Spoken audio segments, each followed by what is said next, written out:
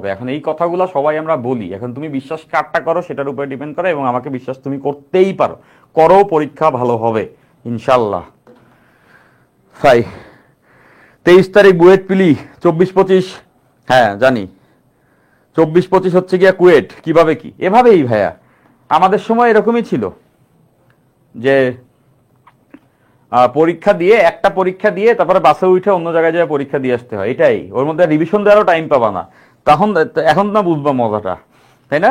তো মজা না, তোমাদের কষ্টে আমি অবশ্যই ব্যথিত, এমন না যে তোমরা কষ্ট পাচ্ছ, বাট এই পরিশ্রমটা করতে হবে আর কি। হ্যাঁ, এভাবেই এভাবেই সবাই প্রিপারেশন নিয়েছে, এভাবে করে তোমাকেও প্রিপারেশনটা নিতে হবে, ঠিক আছে? সো ওই জার্নি করে যেতে হবে। তো যেটা তোমার মেইন টার্গেট, যাদের মেইন টার্গেট বুয়েট, আমাদের অনেকেরই মেইন টার্গেট বুয়েট। সো বুয়েটের পরীক্ষার আগে, ওই পরীক্ষাটা দেওয়ার আগে তো পরীক্ষা নাই, সেটা ঠান্ডা মাথায় দিবা। এরপরের পরীক্ষা, ওই রিভিশন তো দিছই। ওরা এইভাবেই ডেট ফেলায়, দেখো 23 তারিখ পিলি, আবার 24-25 তারিখ অন্য একটা ভার্সিটিতে পরীক্ষা দিচ্ছে। কেন দিচ্ছে? কারণ জানে পোলাপান বুয়েটে অনেকে পরীক্ষা দিয়ে আসবে, আর যারা বুয়েটে দিচ্ছে না তারা তো ওই দিনকে পরীক্ষাই নেই, রিভিশন দিয়ে যেতে পারতেছে। সো তুমি বুয়েট পরীক্ষা হলে পৌঁছায় গেছো, মানে তো তুমি রিভিশন দিয়েই পৌঁছাইছো, তো তুমি তো আর একদিনে সব ভুলে যাবা না। বরংস 3 দিন ব্যবধানে পরীক্ষা দিলে, তুমি পরীক্ষা দিয়ে আইসা ওই 3 দিন ব্যবধানে পইরা যায় আবার পড়তে হইতো, তার থেকে বরং সেটা ভালো না? এক প্রিপারেশনে বুয়েট পরীক্ষা দিছো এবং বাসায় এসে একটু রেস্ট নিয়া, কিছুক্ষণ রেস্ট নিয়ে আর কি। 23 তারিখ পরীক্ষা, আবার 24-25 তারিখ পরীক্ষা, ওখানে কিছুক্ষণ রেস্ট নিয়ে বাসে উঠে পড়বা, বা ফ্লাইটে গেলে ফ্লাইটে যাবা, যেভাবে যাবা। তো ওই খাতা কলম নিবা, নিয়ে পড়বা। চুয়েটের পরীক্ষার কথা আমার মনে আছে ভাই, এটা তোমাদের সঙ্গে শেয়ার না করার লোভ আমি সামলাইতে পারতেছি না। আমাদেরও সেম সিচুয়েশন ছিল। বুটেক্সের পরীক্ষার পরের দিন চুয়েটের পরীক্ষা, আমি চুয়েটে পরীক্ষা দিছিলাম। চুয়েটে পরীক্ষা কেন দিছিলাম চুয়েটে পরীক্ষা, বুয়েটের পরীক্ষা এর আগে হয়ে গেছে, তো পরীক্ষার পরে আমি বুঝছি যে আমি ইনশাল্লাহ বুয়েটে চান্স পেয়ে যাব। তো চুয়েটে পরীক্ষা না দিলেও চলতো, তাও আমি দিয়েছিলাম। সো দিয়েছিলাম শুধুমাত্র একটা কারণে, আমার 3 বন্ধু ছিল, ওই যে আমি বলছি তোমাদেরকে, আমার 3 বন্ধুর গল্প তোমাদের বলছি, আমি সহ আমার 2টা ফ্রেন্ড ছিল। সো ওরা আর কি রিকোয়েস্ট করতে, চল দোস্ত যাই। একজনের বাড়ি চিটাগাং ছিল, তো বলছে দোস্ত ওই যে চল চুয়েটে পরীক্ষা দিয়ে আসি, আমার বাড়ি ঘুরে আসি আর কি। তো ও যাবেই বাড়িতে, এই জন্য আমাদেরকেও নিয়ে গেছে। ভাই দ্যাট ওয়াজ হ্যাকটিক। কিরকম হ্যাকটিক জানো?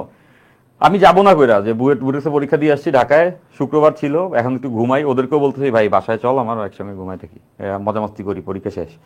তো বলতেছে না যাইতেই হবে, ওর বাবা রাগ করবে। ওরে বলছে যে আসলে না আইডিয়াল গাই, সব কিছু সব সময় মতো করতে হবে। তো ও রিকোয়েস্ট করে, চল ঘুরে আসি চুয়েট, তো আমরা এখানে পরীক্ষা দিয়ে পতেঙ্গা ঘুরবো। তো ওর কথায় রাজি হইয়া গেছি।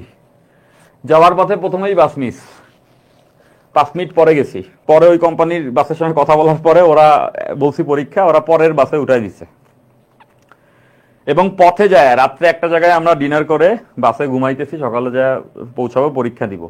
বিলিভ মি, রাস্তায় গাছ ফেলায় রাখছে। শুধু আমাদের সঙ্গে হয়েছে এমন না, ওইবারে চুয়েটের পরীক্ষা ডিজাস্টার ছিল। 13 বাসের কেউ থাকলে যদি চুয়েটে পরীক্ষা দেয় জিজ্ঞাসা করো, রাস্তায় গাছ ফেলায় রাখছে।